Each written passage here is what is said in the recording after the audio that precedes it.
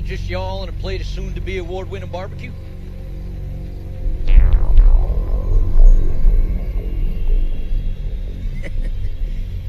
You're from Dinky's, ain't you? Well, you tell that son of a bitch. He thinks he's gonna come over here and get my recipes. Well, I got a double-barreled answer to his query right inside. God damn, that's good.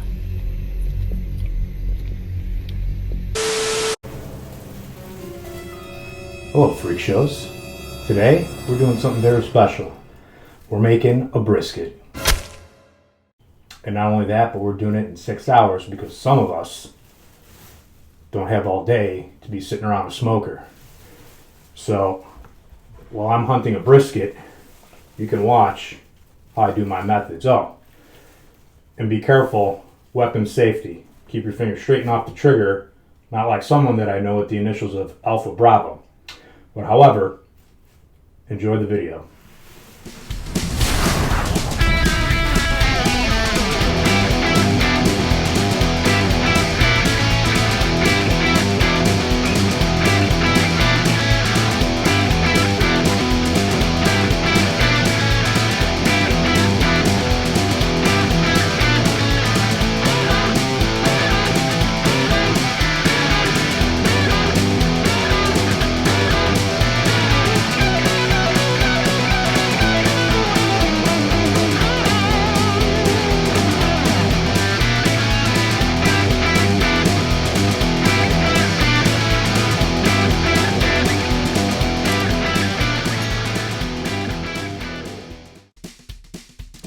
Okay, so what we have here is a 15-pound USDA prime grade brisket.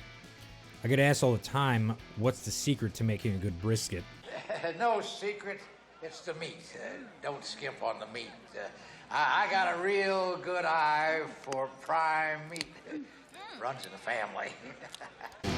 So we're going to start trimming the fat, and we want to leave about a 1/4 inch thick all the way around on the top. We also want to get rid of some of the silver skin that's on top because that stuff doesn't break down, and then also trim the edges to make everything nice and uniform. And just take your time with this process. Make sure that your knife is also very sharp too. Now we're going to give it a flip and then trim the underside of it, getting rid of most of the fat and a lot of the connective tissue that does not break down. And like I said before, just take your time with this process. So now we're going to oil and rub our meat. Just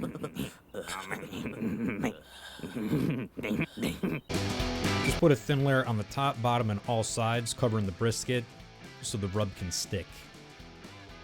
The rub we're applying is salt and mostly black pepper.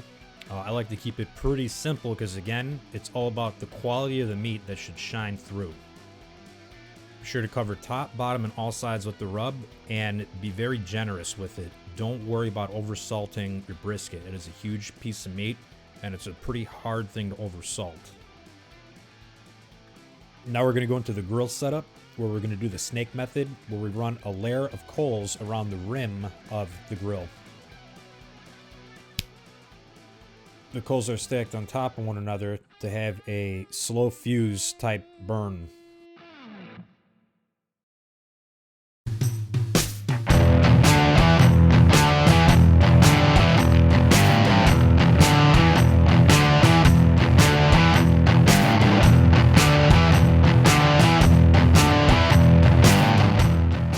Now we have our coals lit. We're going to dump it on one side of the snake.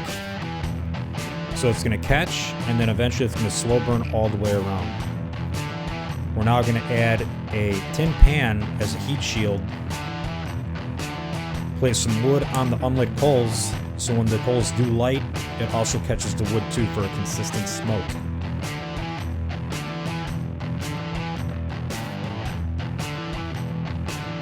Add the grill grate.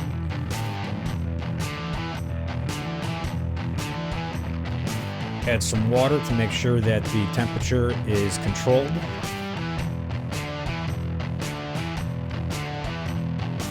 Place our brisket right on top.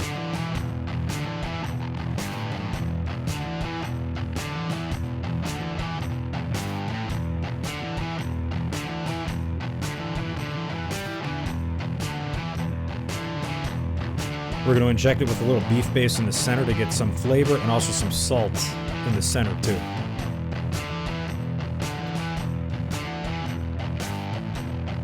Use our meat thermometer. And we want to hit a target of around 165 to 170. Close the lid. And wait till we get our target temp. A few moments later. So we're going to uncover. And there we have our nice bark.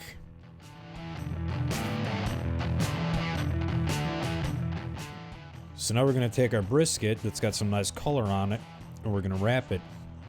And so when we wrap it, is it wrapped in tin foil, right? I don't use no goddamn foil.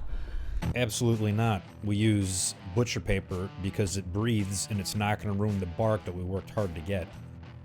Okay, we're going to take some beef fat, which is also known as beef tallow, and place it on the butcher paper. This is going to help add a dimension of moisture to your brisket, but not adding so much if you were to use tin foil and kind of steam and ruin that bark. Now we're going to place our brisket on the butcher paper. Put a little fat on top to make sure everything's nice and coated. And then wrap our brisket. Want to make sure that the butcher paper is well covered with the beef fat so it helps the heat transfer better.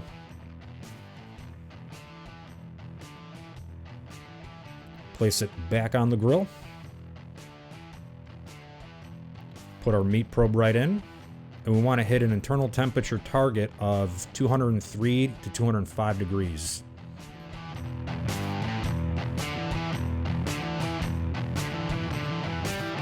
One eternity later. Now our brisket's done. It's at our internal temperature of 203 degrees.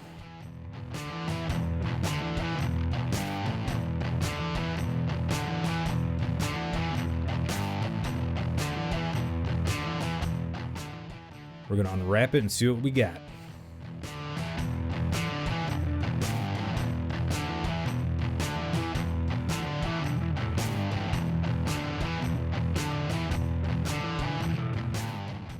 And that looks fantastic. It's got a nice bark on it.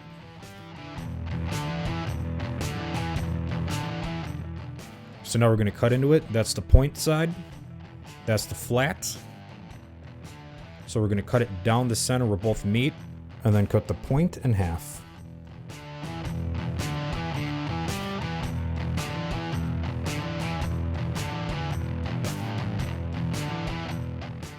And look at that.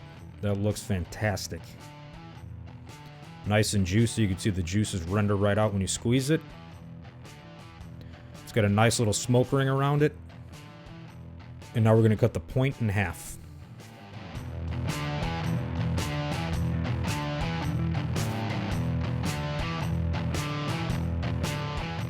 It's got a bunch of nice juices in it, great moisture retention. We're going to cut a piece and check the bend test, and it passes perfectly.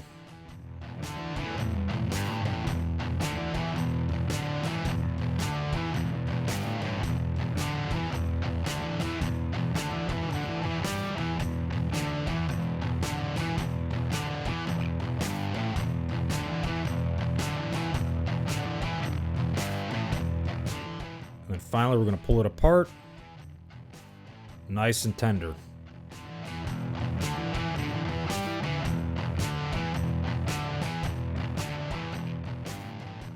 You just remember, you got to take this recipe to your grave.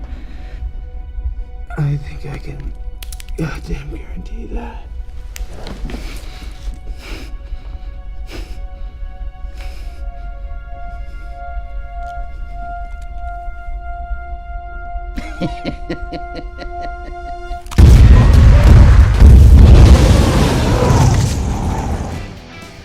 That's right. You better take this recipe to your grave. So, that is how you do the 6-hour brisket. If you like this video, please like, share, subscribe, and hit the bell notification for future videos on how to get you cooking like a professional. Until next time.